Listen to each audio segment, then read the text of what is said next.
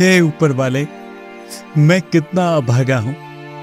आज इस गरीब के घर एक पुत्र ने जन्म लिया है। आज तक मैं अपनी पत्नी को भी सुखी नहीं रख पाया, तो मैं कैसे अपने पुत्र का अच्छा पालन पोषण करूंगा। मेरी सहायता करो ऊपर वाले, मेरी सहायता करो।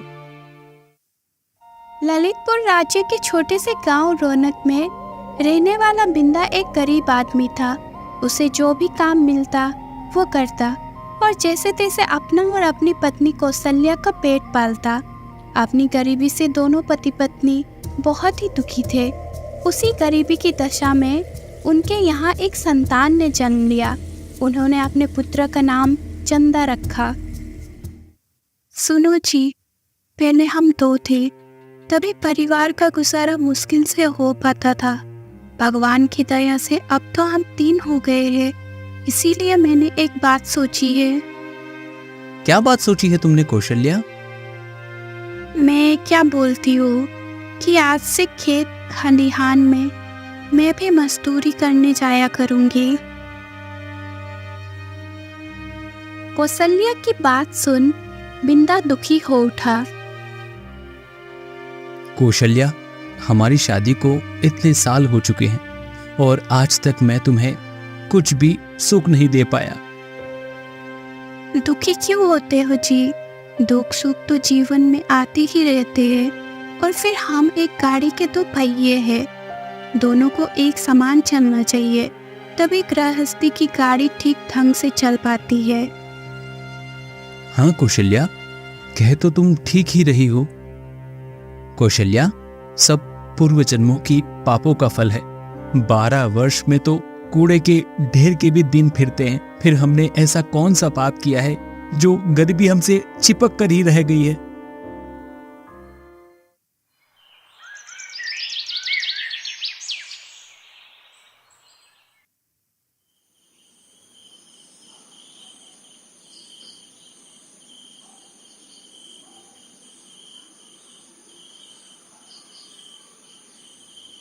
बिंदा, तेरा बेटा बड़ा हो गया है, इसे पढ़ाता क्यों नहीं है?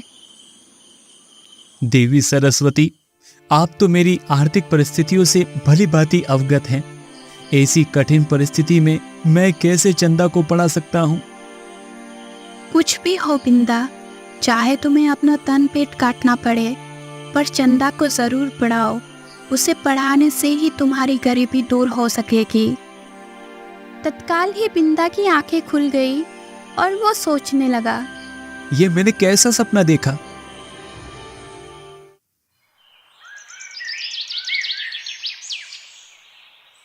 सुबह जब उसने कौशल्या से रात को देखी हुई सपने की चर्चा की तो कौशल्या कहने लगी, सुनो जी, तुम चंदा को लेकर आज ही विशाखा नगरी चले जाओ। विशाखा नगरी? पर वहां क्यों? विशाखा नगरी में चैतन्य नाम का विद्वान रहते हैं। शिक्षा जगत में उनका बड़ा नाम है। तुम चंदा को विद्या अध्ययन हेतु उनके पास ही ले जाओ। लेकिन कौशल्या, इस काम के लिए तो बहुत अधिक धन की आवश्यकता होगी। कहाँ से आएगा वो धन? इसके लिए तो आप सुखी लाला के पास चले जाओ। क्या? सुखी लाला के पास? हाँ, ले देकर गांव में वही तो एक महाजन है। चंदा की शिक्षा है तो उनसे कर्ज ले लो। कौशल्या, सुखी लाला अत्याचारी महाजन है। वो हमेशा गरीबों का शोषण करते हैं। वो बहुत ज्यादा ब्याज पर कर्ज देते हैं और समय पर उधार न चुकाने पर वे बहुत क्रूर हो जाते हैं। तुम ऐसे महाजन से उधार लेने की बात कर रही हो? इसके बिना और कोई दूसरा रास्ता भी तो नहीं है जी।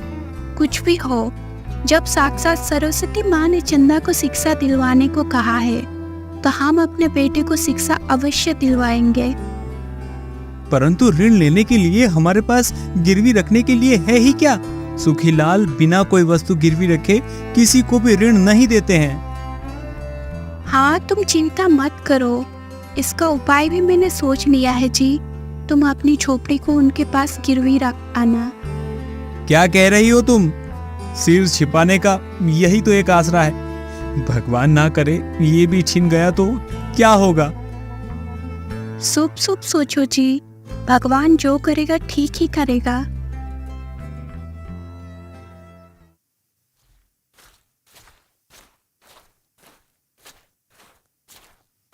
तब उसी दिन बिंदा सुखी लाला के यहाँ पहुंचा और कहने लगा, राम राम सुखीलाल जी। कहो बिंदा, कैसे आना हुआ? दरअसल लाला जी एक अर्ज लेकर आया हूँ आपके पास। हाँ हाँ कहो बिंदा, क्या अर्ज है तुम्हारी? ओ लाला जी, मुझे थोड़ा कर्ज चाहिए था। कर्ज? किस लिए? मैं अपने बेटे को पढ़ाना चाहता हूँ लाला, इसके लिए मुझे कर्ज चाहिए। ओ, तो तुम कर्ज लोगे किस पर? अरे मतलब गिरवी रखने के लिए तुम्हारे पास है ही क्या? हैं? लाला, तुम तो जानते ही हो कि मैं कितना गरीब हूँ। ले देकर बस एक झोपड़ी ही है मेरे पास, बस उसी झोपड़ी को आपके पास गिरवी रख दूंगा। लाला मन ही मन सोचने लगा, हाँ, सौदा बुरा नहीं रहेगा। बिंदा ऋण तो अदा कर पाएगा नहीं, फिर उसके झोपड़े पर मेरा कब्जा हो जाएगा। हाँ हाँ ठीक है बिंदा, मैं तुम्हें 100 चांदी के सिक्के उधार दे सकता हूँ, ठीक है? ठीक है लाला जी, आपकी बड़ी मेहरबानी होगी। सुखी लाला ने एक कागज पर बिंदा का अंगूठा लगवा लिया और कहने लगा, पूरे 10 वर्ष की मोहलत देता हूं मैं तुझे। यदि इन 10 वर्षों के अंदर तू मेरा ऋण ना चुका पाया तो तेरी झोपड़ी और जमीन मेरी होगी। बोल। हाँ हाँ ठीक है, मुझे ये स्वीकार है लाला। फिर सुखी लाला ने उसे 100 चांदी के सिक्के गिनवा कर दे दिए। भगवान तुम्हारा भला करे लाला।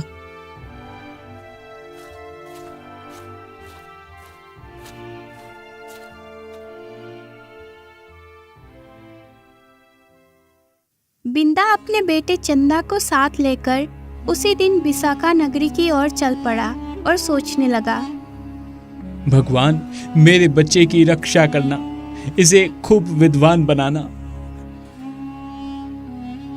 लंबा सफर तय करने के बाद बिंदा और चंदा विशाखा नगरी में चैतन्य गुरु के आश्रम में पहुंच गए और कहने लगे, गुरुजी प्रणाम। कहाँ से आए हो तुम लोग? गुरुजी, मैं ललितपुर राज्य के छोटे से गांव रौनक में रहता हूँ। मेरा नाम बिंदा है और ये मेरा बेटा चंदा है। मैं अपने बेटे चंदा को आपसे शिक्षा दिलवाना चाहता हूँ और इसी उद्देश्य से मैं आपके पास लाया हूँ गुरुजी। बिंदा ने तुरंत चांदी के सिक्के से भरी थैली गुरुजी के चरणों में रख दी और कहने लगा, इन्हें स्वीकार कीजिए। क्या है इस थैली में? इसमें चांदी के 100 सिक्के हैं गुरुजी। मैं जैसे तैसे इसका प्रबंध कर पाया हूँ, इससे अधिक और आपको नहीं दे पाऊंगा। गुरुजी, मैं गरीब हूँ, मेरे बेटे को शिक्षा देने के लिए मना मत करना। बड़ा भोला आदमी लगता है ये, इसे निराश करना ठीक नहीं है। मैं तुम्हारे बेटे को अवश्य पढ़ाऊंगा।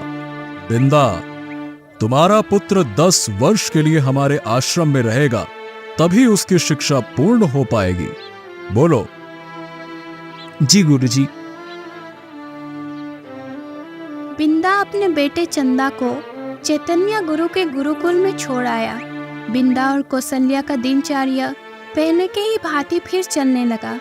इधर चंदा चैतन्य गुरु से शिक्षा पाने लगा। 10 वर्ष कब बीत गए पता ही नहीं चला। तब गुरुजी कहने लगे, चंदा, आज तुम्हारी शिक्षा पूर्ण हुई। तुम हमारे शिष्यों में सबसे